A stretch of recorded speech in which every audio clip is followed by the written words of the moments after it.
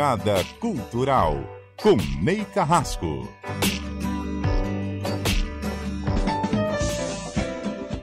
São 3h10, nosso contato com Ney Carrasco, no quadro Virada Cultural. Uma boa tarde para você, Ney, tudo bem? Boa tarde, Stephanie, boa tarde aos ouvintes da CBN. Bom, hoje a gente continua falando então sobre o tema que você trouxe ao longo da semana, né, que foi a cultura enquanto área governamental. Agora, Ney, para a gente começar, né, por que a cultura ela é tratada como uma área periférica, apesar de sua importância? Puxa vida, Stephanie, que pergunta complexa, né? Porque daria para a gente ficar aqui fazendo um podcast, né, de 1 hora, 2, né? Ainda seria pouco. São muitos fatores, né? Eu acho que, em primeiro lugar, a questão vem da própria sociedade, né? Porque os governos, em geral, refletem a sua sociedade, né? Aquilo que eles governam.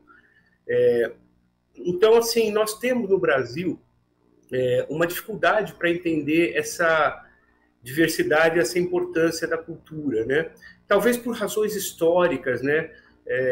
Nós somos um país colonizado, nós sempre nos pautamos na cultura do primeiro mundo, né? Dos grandes países, e tivemos muita dificuldade de reconhecer a riqueza e a diversidade da nossa própria cultura. E o Brasil é um dos países que tem uma cultura das mais diversificadas e mais ricas do planeta, né? Eu já falei aqui várias vezes de todas as influências indígenas, dos africanos, enfim, dos próprios europeus, né? Toda essa influência, essa mistura que é o Brasil.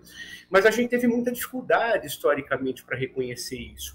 Um outro fator é que ainda existe uma tendência a se ver, né, a cultura como algo que não tem uma função clara, né, não tem uma razão clara, né? Então, assim, ela acaba sendo tratada como algo apenas assim como um lazer ou como por seu aspecto lúdico. E ela tem um aspecto lúdico, com certeza, e é muito importante que tenha, mas não se percebe como, por meio desse aspecto lúdico que ela tem, o quanto ela transforma as pessoas. A gente tem dificuldade de perceber isso. Eu lembro quando eu comecei minha carreira, né, eu sou músico de carreira, e muita gente chegava para mim, poxa, mas você é músico, mas você não trabalha? E eu trabalhava muito, né? Eu trabalhava muito. E cultura, então, a atividade cultural acaba te exigindo muita disciplina, né, concentração, e ela acaba refletindo isso nas outras áreas, né? Então, por exemplo, você quer ser um bom médico, um bom cientista, né? Um bom astrônomo, um bom engenheiro, né? Quando você tem uma formação cultural sólida, você se torna um melhor médico, um melhor engenheiro, um melhor profissional de qualquer área. Por quê? Você amplia a tua visão, você tem um treinamento em criatividade importantíssimo, você tem um treinamento em observação, né? Perceber onde estão os problemas e buscar a solução para eles. Né? Inclusive, assim, é uma coisa que eu sempre me pergunto, o Brasil tem grandes cientistas, tecnicamente maravilhosos, mas nós não temos nenhum Nobel.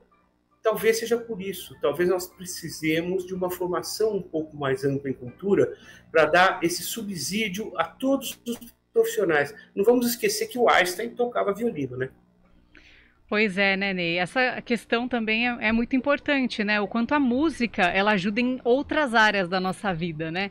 A desenvolver muitos outros sentidos, tanto que muitas escolas têm aí a musicalização infantil, faz toda uma diferença na vida daquele indivíduo, né?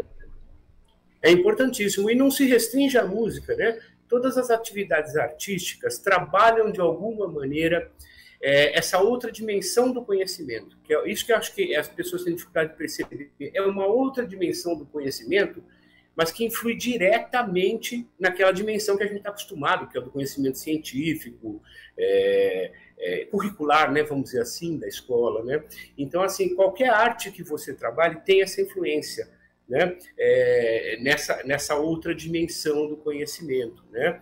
As pessoas se tornam mais criativas, mais perceptivas, né, capazes de enxergar os vários lados de uma mesma questão, né? Isso tudo é algo que o treinamento artístico desenvolve. A poesia, por exemplo, todo mundo fala poesia, mas é uma coisa tão boba, é brincar com palavras. Esse brincar com palavras transforma a nossa mente, transforma a nossa percepção, transforma a nossa visão de mundo. E é uma brincadeira, assim, que bom que é uma brincadeira. É o que eu falei, a cultura tem esse aspecto lúdico, e é bom porque as pessoas se divertem fazendo, as pessoas têm prazer naquilo, isso é bom.